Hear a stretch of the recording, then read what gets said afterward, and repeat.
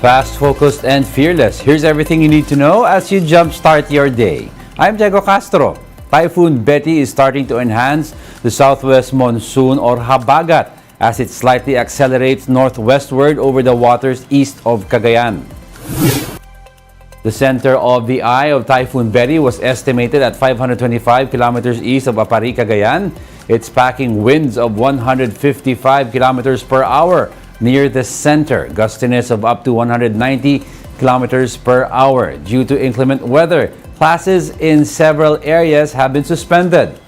Signal number 2 is currently raised over Batanes, eastern portion of Babuyan Islands, and northeastern portion of mainland Cagayan.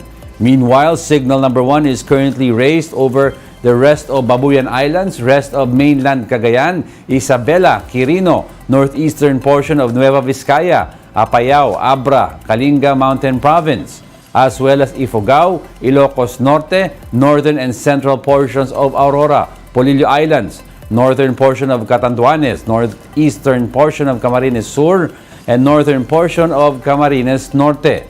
The local government of the Ilocos Sur province has announced that classes in all levels have been canceled, together with work at government offices today, May 29.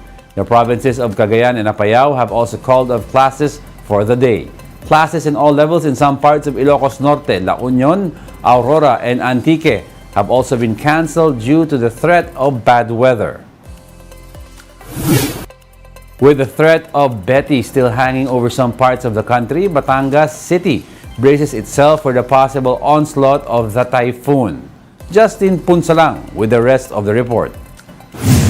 It's all hands on deck for Batangas City as the government geared up for the possible effects of Typhoon Betty.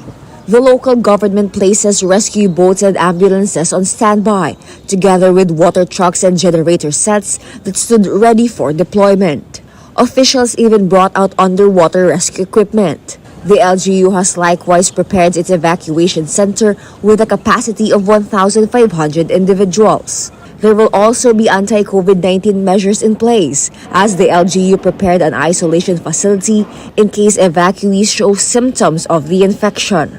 Also ready for deployment are 1,500 food packs, which include rice, canned goods, and coffee. And should the LGU need more, the LGU has also prepared a little more supply ready to be repacked. According to the Batangas City Disaster Risk Reduction and Management Office, of the 105 barangays in the city, 20 are low-lying villages with the risk of getting flooded, while 10 are being monitored for higher risks of landslides. Meanwhile, the Philippine Coast Guard has yet to issue overall trip cancellations at the Batangas port, but smaller boats have decided not to travel due to stronger waves. Passengers, however, said they do not mind and trust authorities to warn appropriately when it is not safe to travel. Hindi naman po kasi aalis yung barko kung hindi nila kaya. Kakancel ko dapat, kaya lang nakiramdam ako sa weather. Anyway, nagtanong-tanong naman ako. Pero it's okay naman daw. Tawag ng tawag para lang ma-verify kung talagang mayroong kinalakihan ko na rin itong pag-travel ng dagat na to. So, parang sanay na. The strong winds have been observed from Batangas Port all the way to Calapan City in Mindoro Oriental. But for now, PCG says the condition is not severe or dangerous enough to warrant the cancellation of trips.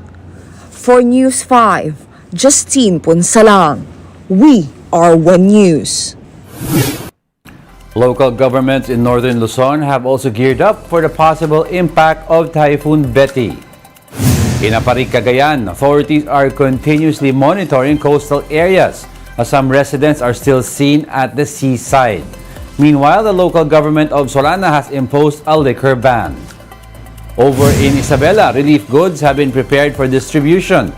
The local government has provided some 5,000 food packs, while the Social Welfare Department has pre-positioned 6,000 boxes.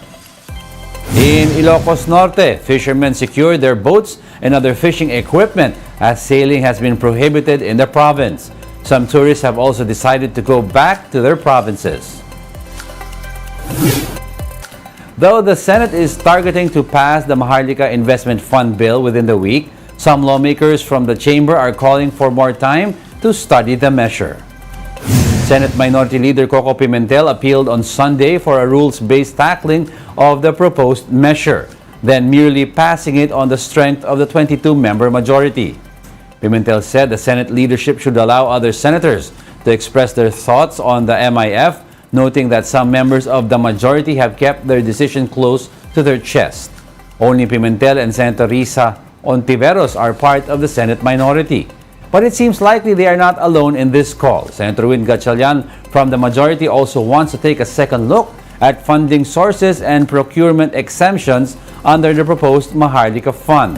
Gatchalian believes the Senate version is much better than the original draft, as many senators contributed safeguards to protect funds invested in the MIF.